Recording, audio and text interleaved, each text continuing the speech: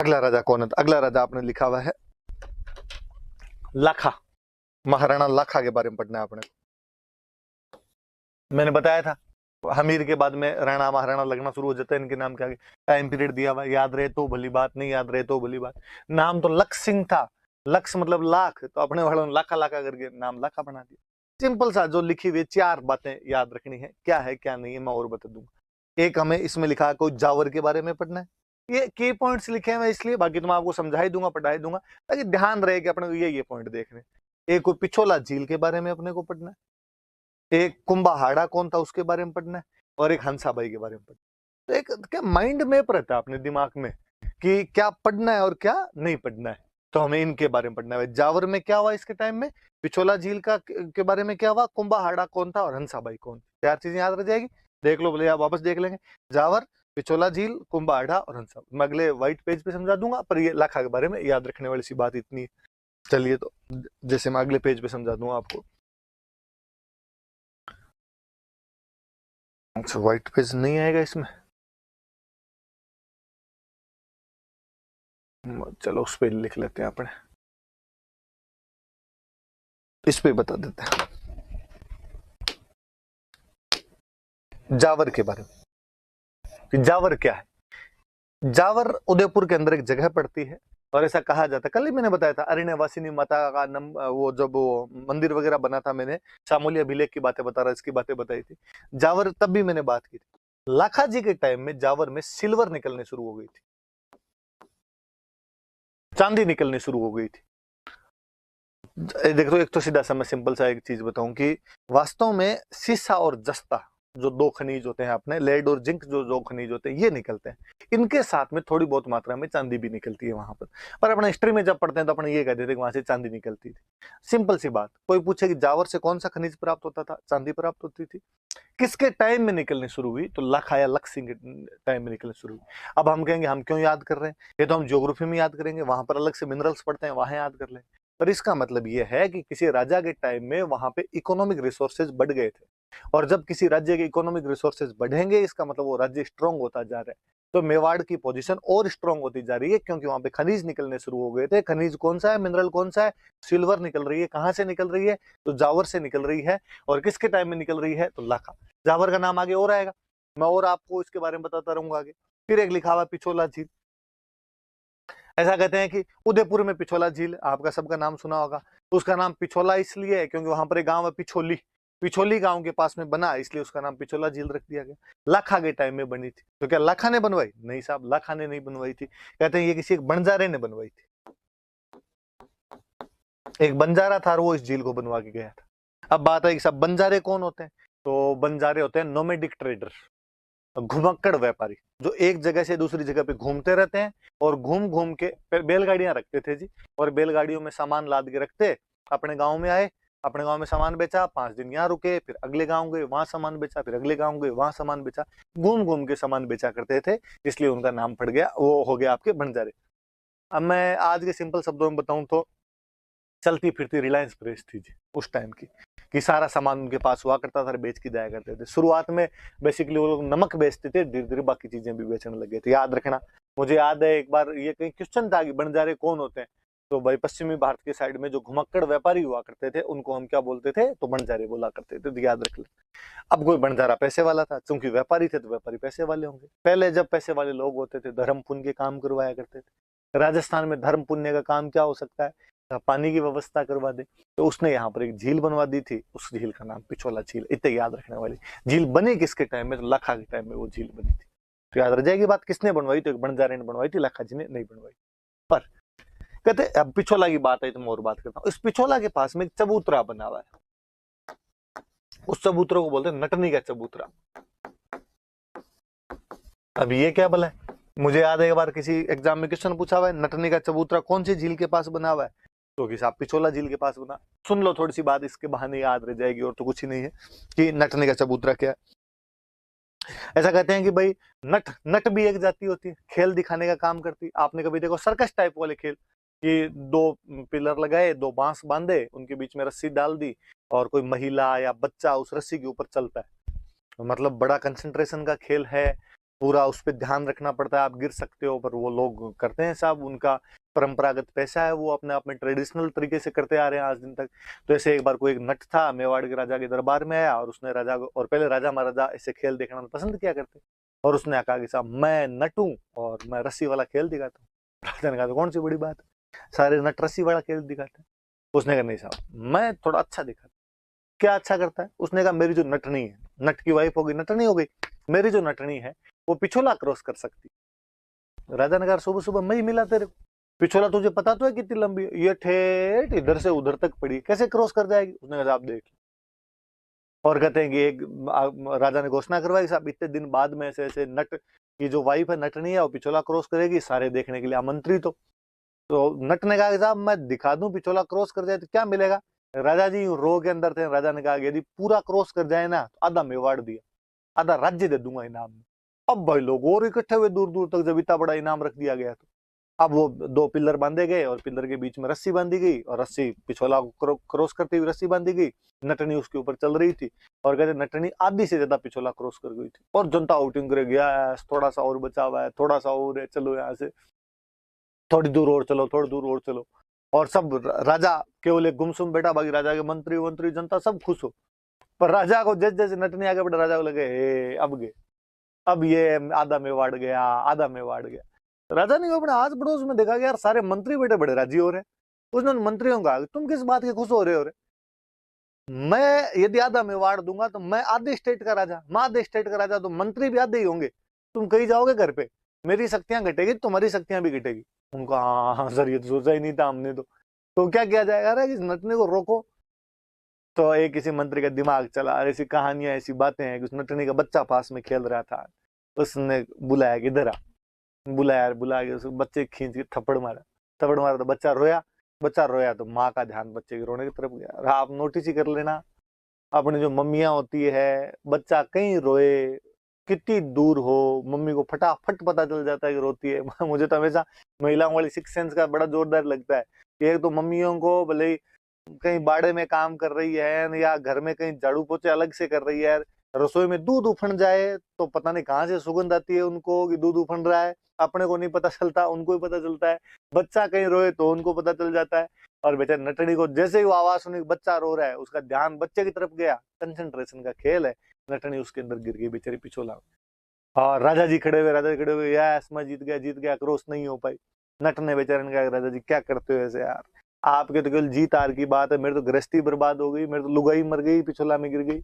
और राजा जी ने कहा तू चिंता मत कर, इस नटनी का चबूतरा बनवा देंगे, यहाँ पे प्लेटफॉर्म बनवा देंगे बाहर और चबूतरा होगा, और तुम आ जाना वहां पे, उसको नटनी का चबूतरा ही कहेंगे। तो कहते हैं उस नटनी की याद में यहाँ पे चबूतरा बनाया गया। तो अपने याद रखने वाली सी बात है जी, इसके बारे में थोड़ी याद रह जाएगी कि नटनी का चबूतरा कौन सी झील के पास है, तो पिछोला झील के पास में। और पिछोला झील किसने बनवाई थी? तो बंजारी ने पिछोला झील बनवाई थी। पैसे वाले लोग ऐसे काम किया करते थे, अभी भी पैसे वाले लोग धर्म पुण्य का काम करते हैं। मुकेश अंबानी पैसे वाला है तो उसने अपने को जियो बांटा, सबको उसने कहा कि फ्री है, जितना जो करना है वो कर लो। तो कितना दिलदार आदमी, मुझे तो बहुत भला बहुत अच्छा आदमी लगता है बेचारा मुकेश अंबानी कि यार देखो कितना यूं भलाई का काम कर रहा है, भारत को इंटरनेट सिखाया है सबको, अपने को फ्री इंटरनेट दे दे, कम से कम सिखाया तो सही कि ये चीजें देख लो। वरना मुझे वो जमाना भी याद है जब 2G चला करता था, अरे एयरटेल वोडाफोन वाले नखरे किया करते थे, 599 में 1 GB देंगे, 2 GB देंगे, उसमें 2G में चक्री घूमती रहती घूमती रहती घूमती रहती। और अपने को लगता है कि ये जो चक्री घूमती है इसका मतलब इंटरनेट है। फिर अब पता चला कि नहीं साहब इंटरनेट अलग चीज होती है। तो मुकेश अंबानी का इस बात के लिए तो यूं दिल की गहराइयों से कोटि कोटि धन्यवाद दिया जाना चाहिए। तो मुझे तो वैसे ही मुकेश अंबानी बेचारा खूब ही पसंद आता है। और मुझे तो और जब मुकेश अंबानी ने अपनी बेटी ईशा अंबानी की शादी पीरामल के बेटे के साथ की, पीरामल अपने राजस्थान का है, झुंझुनू में एक छोटा सा कस्बा पड़ता है बगड़, और बगड़ के सेठ थे वो पीरामल, तो बगड़ छोड़ के यहाँ से बाहर चले गए थे, इतने बड़े सेठ हुए कि मुकेश अंबानी ने अपनी बेटी की शादी। मुझे तो और लगा कि अपने राजस्थान की तो ब्याई जी, और इसकी इज्जत नहीं करे तो किसकी करे? तो भाई रे बाकी पैसे वालों को जितों गालियां निकालनी हो तो निकाल लेना, पर मुकेश अंबानी देखो अपने ब्याई जी है तो कम से कम उनका यूं ख्याल इस मामले में किया जाना चाहिए। अपने को जियो दिया, अपने जिस मोबाइल में बैठ के देख रहे हैं जियो से ही देख रहे होंगे ज्यादातर, ये मुकेश अंबानी का दिया हुआ है, उसकी वजह से रेट वगैरह कम हुए थे। यदि वो जियो नहीं लाता तो रेट और भयंकर चले जाते। एयरटेल वोडाफोन वाले वो 2G वाली चक्री घुमाते रहते अब तक। तो वैसे धर्म पुण्य के काम पहले करते थे, आज भी धर्म पुण्य काम करते। और देखना और बाणिये इस मामले में दिलदार होते ही हैं जी। आज भी किसी शहर में जाके देखना, वहां पे जितनी भी धर्मशालाएं मिलेगी वो सब बाणियों की बनाई। आपको नाम मिलेंगे, सेठ कल्याण दास ने अपनी माता की याद में इस धर्मशाला का निर्माण करवाया, सेठ धर्मदास ने अपनी पत्नी की याद में इस प्याऊ का निर्माण करवाया, फलाने सेठ जी के 3 बेटों ने यहाँ पे सराय का निर्माण करवाया। ऐसे खूब सारे काम मिल जाएंगे। तो बाणिये पैसे लगा सकते हैं जी, उनको ये धर्म पुण्य के काम रुचते हैं, जचते हैं। वैसे को बंजारा था, उसने एक झील बनवाई, वो झील कौन सी थी? पिछोला। इस बहाने लो याद रह जाएगी, आपने खूब सारी बातें कर ली। अब आगे एक और पढ़ते हैं। एक बंदे का नाम लिखा, देखो कुंभाड़ा। फिर एक कहानी। लाखा जी में और कोई बातें है ही नहीं जी, लाखा में कहानियां ही है। कहते हैं कि लाखा ने बूंदी शादी की थी। एक लाखा मेवाड़ के राजा है। बूंदी में चौहानों का शासन हुआ करता था, हाड़ा चौहान हुआ करते थे। चौहानों की एक ब्रांच होती है हाड़ा, हाड़ा चौहान थे। और कोई किसी रानी से शादी की। फिर ऐसी कहानियां क्यों बनती है कि लाखा जी उस अपनी हाड़ी रानी, हाड़ाओं की लड़की होगी तो हाड़ी हो गई, हाड़ी रानी से शादी करके आए। और आने के बाद में जब वो चित्तौड़ आ गए, दूसरे दिन एक राजा जी जब खाना वाना खाने के लिए गए रानी के पास में, तो उन रानी से पूछा कि और मन तो लग गया आपका यहाँ पे? रानी कहा कि हाँ जी मन लग गया। कैसे, हमारा चित्तौड़ कैसा लगा? रानी का अच्छा है। तो बस अच्छा ही है।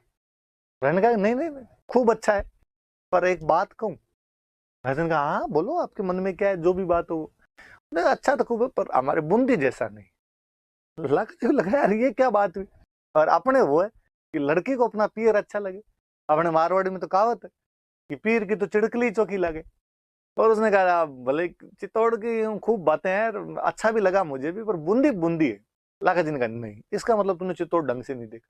वो पूरा देख के आगे से रतन सिंह वाले महल, पद्मिनी के महल, वो सब देख ली, उन्होंने पूरा देख लिया। पर आप आओ इस बार ससुराल, कभी फुर्सत से आओ, आपको बूंदी दिखाएंगे, बूंदी बहुत अच्छा है।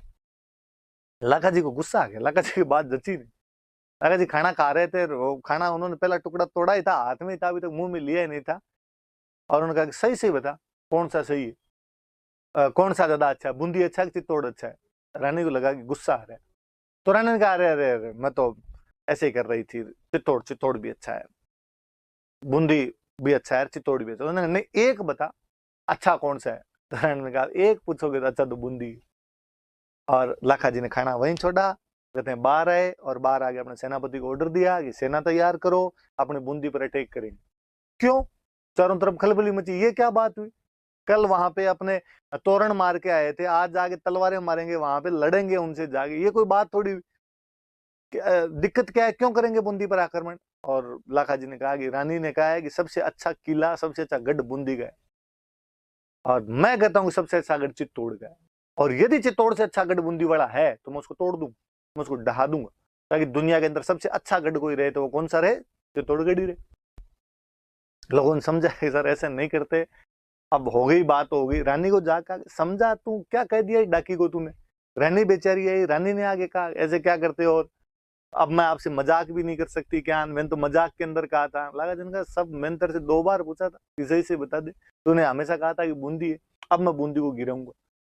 फिर कोई बीच बचाव करने वाले लोग हैं, उन्होंने कहा साहब ऐसे मत करो, एक काम करो, अपने तो चित्तौड़ के बाहर एक छोटा सा कमरा बना दो और उसका नाम लिख दो बूंदी फोर्ट, नकली बूंदी बना लो फिर, और उसको आप गिरा दो आज, ताकि आपने जो कसम ली, लाखा जी ने कसम ले ली। लाखा जी ने कहा जब तक बूंदी नहीं गिरेगी मैं अन्न और जल ग्रहण नहीं करूंगा, ताकि जो आपने कसम ली है वो कसम तो टूट जाए, आप अन्न जल तो खा लो। और बूंदी वालों ने क्या औकात है, ये बूंदी रहा अपने 5 महीने 7 महीने बाद कभी जाके बूंदी पर आक्रमण कर देंगे, असली बूंदी को भी गिरा देंगे। एक बार ये तो नकली वाला टोना टोटका सा कर लो अपने। लाखा जी ने कहा जो भी करना फटाफट करो यार, भूख लग रही है मुझे।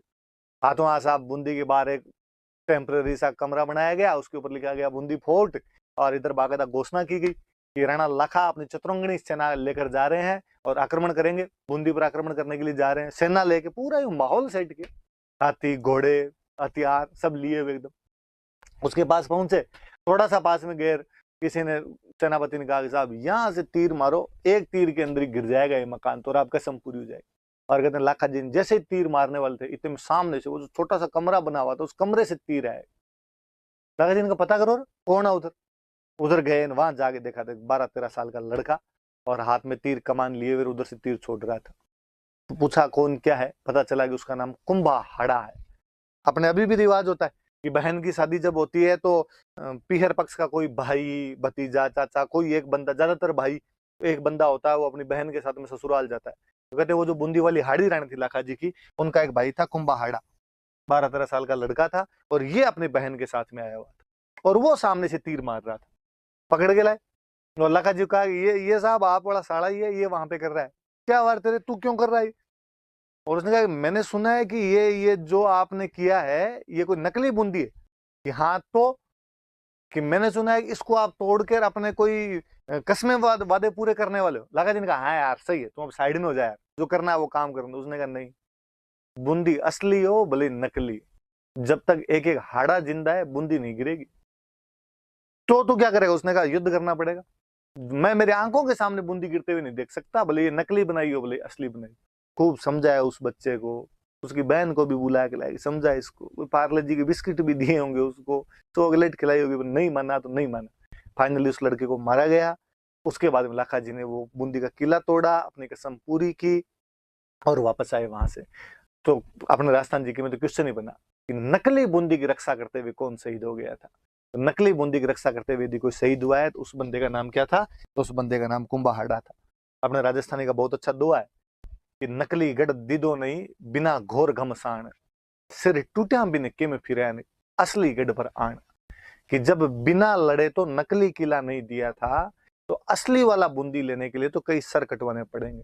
अब कई बार देखो, राजस्थान का नाम आते ही भारत के कोने कोने के व्यक्ति में वीरता, त्याग, स्वाभिमान, वो सब शब्द अपने आप में उभर के सामने आते हैं। ये यूं ही नहीं है, इसके लिए पूर्वजों ने हमारे हमारे जो भी बढ़ के रहे थे उन्होंने ये संघर्ष किए, तो इन्होंने ये मिसालें, ये लकीरें स्थापित किए, इस वजह से लोग आज जानते हैं। ये 13-14 साल का लड़का केवल इस बात पर मर मिट गया कि उसका किला भले असली बना हुआ है या नकली बना हुआ है, गिरना नहीं चाहिए, ये मेरे स्वाभिमान का प्रतीक है, मेरी आंखों के सामने ये नहीं गिर सकता, मैं बिना संघर्ष किए ये नहीं जाने दूंगा। तो पूरी धरती लेनी तो बहुत बड़ी बात हो जाया करती थी। याद रखना भाई, इस लड़के का नाम तो याद रखा ही जाना चाहिए, कुंभाहाड़ा। ये बात। फिर लो एक बात और, फिर बातें हैं लाखा जी में तो है क्या, हंसाबाई की बात अपना मैं थोड़ा सा अगले पेज पे लेके पढ़ा देता हूँ, ये तो थोड़ा इस पे ज्यादा हो गया ये थोड़ा। हुआ क्या, सुनना मेरी बात, थोड़ा सा गौर करना ताकि ढंग से देख पाओ। हम जैसे मेवाड़ रियासत पढ़ रहे हैं, मेवाड़ रियासत है, और मेवाड़ रियासत में हम कौन सी डायनेस्टी पढ़ रहे हैं? तो हम गुहिल वंश पढ़ रहे हैं, गुहिल डायनेस्टी पढ़ रहे हैं। और गुहिल वंश का राजा कौन पढ़ रहे हैं? तो राणा या महाराणा कुछ लिख लो, राणा जी जो है वो है लाखा। ये जो लाखा जी थे, इन लाखा जी का सबसे जो बड़ा बेटा था, इनका जो पुत्र था, इनका जो सन था, सबसे बड़ा बेटा था, उसका नाम था चुंडा। जैसे हम मेवाड़ पढ़ रहे हैं वैसे एक रियासत और हुआ करती थी, मारवाड़। जैसे यहाँ पे गुहिल डायनेस्टी है, मारवाड़ में एक डायनेस्टी हुआ करती थी राठौड़, आगे हम पढ़ेंगे इनका इतिहास में। यहाँ का जो राजा था उसका नाम भी था चुंडा। ध्यान देना मेरी बात पे, मेवाड़ का जो राजकुमार है उसका नाम चुंडा है, मारवाड़ का जो राजा उसका नाम चुंडा है। जैसे मेवाड़ वाले राजा नाम के आगे राणा या महाराणा लिखते थे, वैसे मारवाड़ वाले जो राजा थे वो नाम के आगे लिखते थे राव, तो आप इसको राव चुंडा कह सकते। कहते इस राव चुंडा का एक बेटी थी, उसका नाम था हंसाबाई, और हंसाबाई का एक भाई था, उसका नाम था रणमल। थोड़ा याद रखना, आगे काम आएगी बातें। मारवाड़ के चुंडा को अपनी बेटी हंसाबाई की शादी करनी है, या यूं कह दो रणमल को अपनी बहन हंसाबाई की शादी करनी है। और इन्होंने सोचा यार अच्छा लड़का कहाँ हो, और पता चला कि साहब मेवाड़ वाला जो चुंडा है ये योग्य राजकुमार, योग्य, वीर, पराक्रमी, बहादुर, साहसी, जुझारू, आप जितने युवा दिलों के धड़कन, जो जो आप शब्द अभी सरपंच चुनाव में आपने सुने होंगे, वो सारे के सारे किस में थे उस टाइम में? चुंडा के अंदर दिख रहे थे। और लाखा जी बूढ़े हो गए थे, लाखा जी मरेंगे तो अगला राजा कौन बनेगा? बड़ा बेटा। बड़ा बेटा कौन? चुंडा बनेगा। तो क्यों ना हंसाबाई की शादी चुंडा के साथ में कर दी जाए। अब यदि हंसाबाई की शादी चुंडा के साथ में होती है तो जो हंसाबाई का बेटा होगा वो मेवाड़ का अगला राजा बनेगा। इससे बड़ी बात तो क्या हो कि राजा का जो बेटी का बेटा हो अगला राजा बने। मेवाड़ मारवाड़ आपस के अंदर भाई बंधुचारा रहेगा, रिश्तेदारी रह जाएगी। तो मारवाड़ वालों ने अपनी राजकुमारी हंसाबाई का रिश्ता इस चुंडा के लिए भेजा, मेवाड़ वाले राजकुमार चुंडा के लिए। ये राजकुमार है, ये तो यहाँ का राजा है। और कहते हैं कि लाखा जी का दरबार लगा हुआ, लाखा जी अपने दरबार के अंदर बैठे। लाखा जी बूढ़े हो गए, नशा पता थोड़ा ज्यादा करते, अफीम वफीम खाया करते, और बुढ़ापे के अंदर बैठे हुए, तो थोड़ा राज कार्य में कमी रुचि लिया करते थे। इनका जो बेटा था चुंडा, ये राज कार्य संभालता, पास वाली सीट पे ये बैठा, पर राजा वाली सीट पर लाखा जी बैठे। गेटकीपर आया, गेटकीपर ने कहा था मारवाड़ से कोई दूत आए। पहले क्या होता था, रिश्ता वगैरह करने के लिए पंडित जी जाया करते थे। पंडित जी 4 आदमी और लेके 5 आदमी जाते, राजकुमारी का रिश्ता करके आ जाते। लाखा दिन का भेजो, कौन है? आए साहब, पंडित जी आए, आगे दुआ सलाम की, रामा श्यामा की। हाँ बताओ पंडित जी, क्या समाचार लाए, मारवाड़ से क्या लेके? और पंडित जी के मुंह से निकला कि राणा जी हम तो नारियल लेके आए। नारियल का मतलब है लड़की का रिश्ता लेके आए। और लाखा जी हंसे जोर जोर से। लाखा जी ने कहा क्या बात है, अभी तक बुढ़ापे में भी हमारे लिए रिश्ते आ रहे हैं। और लाखा जी ने सोचा रिश्ता मेरे लिए है। और पंडित जी को अपनी गलती का sir sorry sorry sorry sorry sorry, actually मैं पूरी बात बोलनी भूल गया, रिश्ता आपके लिए नहीं। तो ये आपके जो लड़के हैं, आपके जो राजकुमार है, चुंडा जी जो आपके पास में बैठे हैं, हम तो इनके लिए रिश्ता लेके आए। अब जैसे वो ये बोले, आगे सामने जो जनता बैठी थी वो हंसी जोर जोर से। और जनता ने कहा कि देखो यार, लाखा जी की ठीक बुढ़ापे में जाके शादी में आ रही, पैर कब्र में है पर दिल है कि मानता नहीं, ठीक रंगीन जीवड़ा है, और अभी भी इसको ब्याह करना है। अब जब वो हंसे तो चुंडा को बड़ा बुरा लगा। किसी के सामने उसके पापा के बारे में हंसे, कोई पापा के बारे में बेइज्जती हो तो बुरा लगना स्वाभाविक सी बात है। और चुंडा ने जनता को कहा तुम किस बात के हंस रहे हो? और उनको कहा, पंडित जी को, उनका कि पंडित जी देखो सॉरी, धन्यवाद, आप मेरे लिए रिश्ता लेके आए थे, लेकिन क्योंकि मेरे पापा ने शादी की इच्छा जाहिर कर दी इस राजकुमारी से, इसलिए राजकुमारी मेरे लिए तो मम्मी के समान है, इसलिए इसकी शादी करना चाहते हो तो मेरे पापा के साथ कर दो। पंडित जी ने कहा यार दिमाग खराब हो गया चुंडा तेरा, एक बार पापा की तरफ तू ढंग से देख तो ले, डोगरा थोड़े साल जिंदा रहने वाला है, हम क्यों कर दें इसके साथ में शादी? उसने कहा फिर रहने दो, मैं तो करूंगा नहीं इसके साथ में शादी। वो 12 500, उन्होंने कहा ये ठीक है, बाप कह रहा है बुढ़ापे मुझे ब्याह करना है, बेटा कह रहा है मेरे पापा से शादी कर दो, क्या करें? तो उन्होंने कहा यार गलती तो अपने से हुई, अपने पूरी बात बोलनी भूल गए थे, अब यदि गए तो मारवाड़ वाले कहेंगे यार भेजा था, रिश्ता तो करके ही नहीं है, तो क्या करें? तो एक किसी ने कहा कर देते हैं, लाखा के साथ कर देते हैं। तो दूसरे ने समझा कोई दिक्कत नहीं है, राजाओं के बुढ़ापे में भी ब्याह होते हैं, लाखा के साथ में कर देंगे। पर जब लाखा मरेगा तो अगला राजा कौन बनेगा? तो अगला चुंडा बनेगा। तो फिर अपने जो लाखा के साथ यदि हंसाबाई की शादी होती है तो जो हंसाबाई का बेटा होगा उसको तो छोटे मोटे कोई गांव मिलेंगे, गांव देके बिठा देंगे, राजा का बड़ा बेटा राजा बनता था, बाकी तो सामंत बनते थे, फ्यूडल हुआ करते थे सारे। तो ऐसे थोड़ी होता है, अपने मारवाड़ वालों का भांजा, मारवाड़ वालों का दोहिता, मारवाड़ की राजकुमारी का बेटा 2 4 गांव लेके बैठेगा? ना ना, ये तो नहीं। एक तो उनमें थोड़ा सियाना आदमी था, उसने अंदर चलो मैं करता हूँ बात। वो यार उसने कहा चुंडा, इस चुंडा का, चुंडा जी हम आपके पिता से शादी करने के लिए तैयार है, हमारी राजकुमारी की शादी आपके पिता के साथ कर देंगे, पर एक बात बताओ आपके पिताजी के मरने के बाद अगला राजा कौन बनेगा?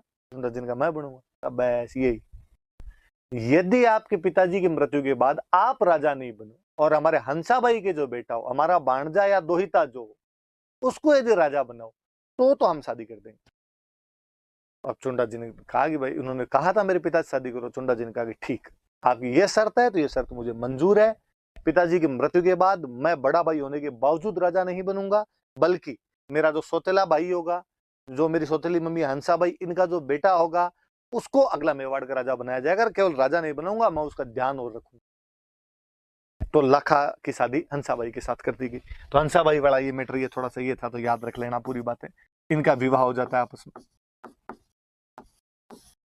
अब चुंडा जी ने प्रतिज्ञा की, तो कहते हैं या तो महाभारत, जब हम पढ़ते हैं तो महाभारत में देखते हैं कि महाराज शांतनु थे, हस्तिनापुर के महाराज थे शांतनु, और महाराज शांतनु ने बुढ़ापे में जाके सत्यवती के साथ शादी की थी। उस समय जो सत्यवती के पिताजी थे उन्होंने कहा था, महाराज शांतनु के बड़े बेटे थे देवव्रत, कहा था यदि अगला राजा देवव्रत नहीं बने तो मैं मेरी राजकुमारी की शादी महाराज शांतनु के साथ करूंगा। देवव्रत ने कहा कि ठीक है, मैं अगला राजा नहीं बनूंगा।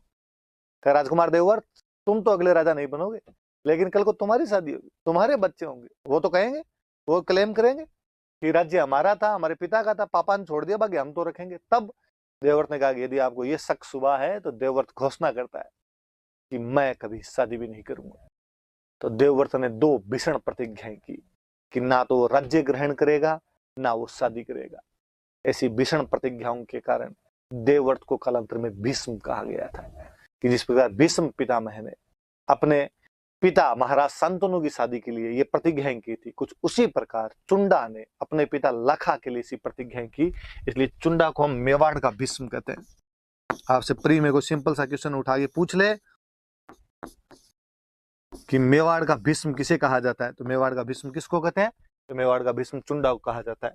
जो राणा लखा के पुत्र थे चुंडा इनको कहा जाता है। हालांकि अपने ध्यान रखना, चुंडा जी ने एक ही कसम खाई थी। चुंडा जी ने कहा था कि मैं राज्य ग्रहण नहीं करूंगा, मैं राजा नहीं बनूंगा, बल्कि राजा अपने सौतेले भाई को बना दूंगा। उन्होंने ये नहीं कहा था कि विवाह नहीं करूंगा। चुंडा जी ने विवाह किए थे और जितनी अनुकूल संतान पैदा कर सकते उतनी संतान पैदा की थी।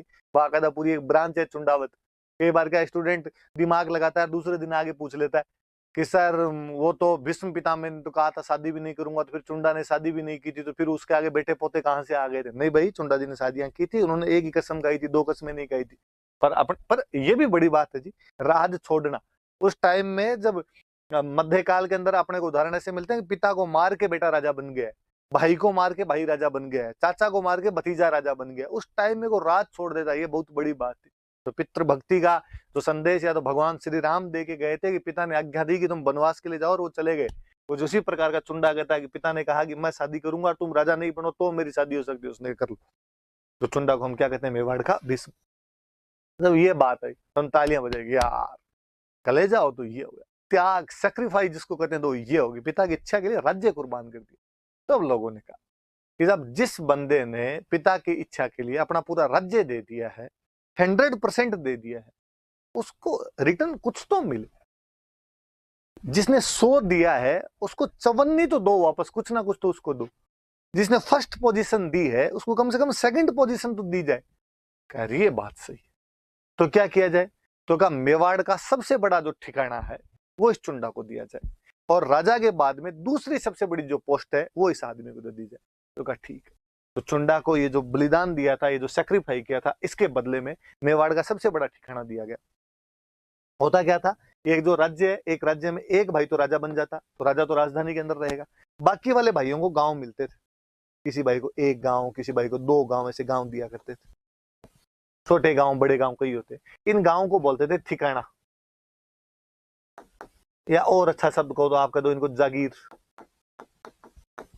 और इनके जो हेड हुआ करते, चीफ हुआ करते, उनको बोलते थे सामंत, या अपने इंग्लिश में इनको कहते थे फ्यूडल लॉर्ड।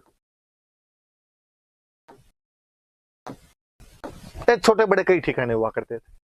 सबसे बड़ा ठिकाना कोई मेवाड़ के अंदर था, राजधानी के बाद में सबसे मुख्य भूमिका यदि किसी की होती थी तो उदयपुर के अंदर एक जगह पड़ती है सलुम्बर।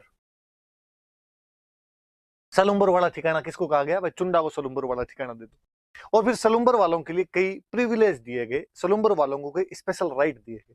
जैसे क्या स्पेशल राइट दिए गए सलुम्बर वालों को, ये थोड़े सुनना।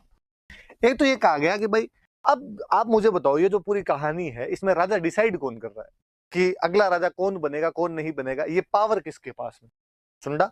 चुंडा की इच्छा पे डिपेंड कर रहा है कि यदि चुंडा अगला राजा नहीं बनता है तो लाखा की शादी हंसाबाई के साथ होती है। मतलब चुंडा डिसाइड कर रहा है कि भाई मैं राजा नहीं बनूंगा, बल्कि राजा हंसाबाई का जो बेटा है, मेरा जो सौतेला भाई होगा, उसको बना दिया जाएगा। तो कहा गया आज के बाद में भी ये पावर चुंडा के जो भी डिसेंडेंट होंगे, चुंडा के जो भी वंशज होंगे, उनको दिया जाएगा। मेवाड़ में जब भी राजा बनाना है तो चुंडा का बेटा, पोता, पड़पोता, सड़पोता, लड़पोता होगा, उनको बने, उनसे पूछना पड़ेगा। और जो चुंडा के बेटे पोते, लड़पोते, सड़पोते होंगे वो कहाँ रहेंगे, तो सबसे बड़ा ठिकाना सलुम्बर दिया गया, यहाँ पे रहेंगे। तो जो सलुम्बर का सामंत होगा वो डिसाइड करेगा कौन राजा बनेगा कौन नहीं बनेगा।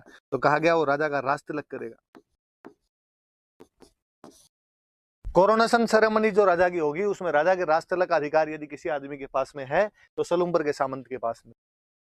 कहा ये काम ठीक है भाई। तो हम आगे पढ़ेंगे कि महाराणा प्रताप जब राजा बनेंगे तो महाराणा प्रताप के जो पिताजी थे उदय सिंह, वो तो अपने दूसरे बेटे जगमाल को बना के चले गए थे, और सलुम्बर वाले कृष्णदास चुंडावत आए थे, उन्होंने कहा कि नहीं साहब प्रताप बनना चाहिए, तो उन्होंने प्रताप को आगे राजा बनाया था। तो सलुम्बर वालों के पास ये अधिकार था कि वो मेवाड़ में राजा किसको बनाए और किसको राजा नहीं बनाए।